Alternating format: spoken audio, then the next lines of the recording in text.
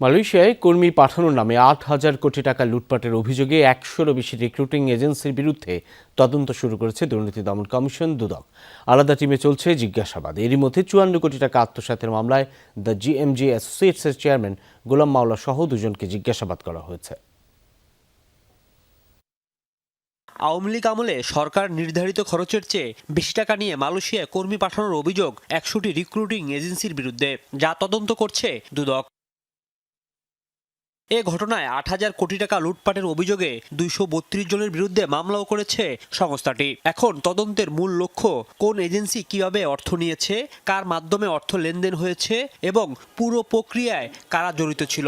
এই টাকা দিছে বলছে, নিশি বলছে, এটা তো কোনো তথ্যপাত্র আসলে সঠিক না। এটা সঠিক না। কেউ বলবো ৪ লাখ টাকা দিয়েছে, কেউ বলবো ৫ লাখ টাকা দিয়েছি, কেউ বলবে আমরা বলবো ৭৮,০০০ টাকা দিয়েছে। এটার মধ্যে কিছু তো গরমিল থাকে আছে।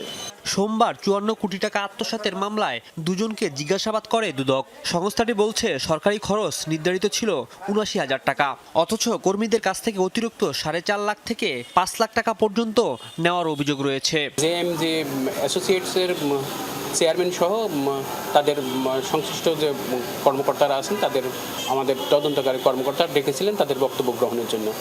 এটা একেবারেই তদন্তের অংশ হিসেবে এই কাজগুলো হয়ে থাকে এবং আজকে যে তাদের শুনানি নিয়েছেন এটা তদন্তেরই অংশ। অন্যদিকে বেসরকারি বিমান চলাচল কর্তৃপক্ষের দুই প্রকৌশলী আমিনুল হাসিব ও মইদুর রহমান মওদুদের বিরুদ্ধে মামলা থাকার পরও তাদের বিরুদ্ধে কোনো মামলা নেই, এমন অপতথ্য ছড়ানোর বিষয়ে মন্ত্রণালয়কে চিঠি দিয়েছে দুদক। রাজীব আহমেদ, যমুনা নিউজ, ঢাকা।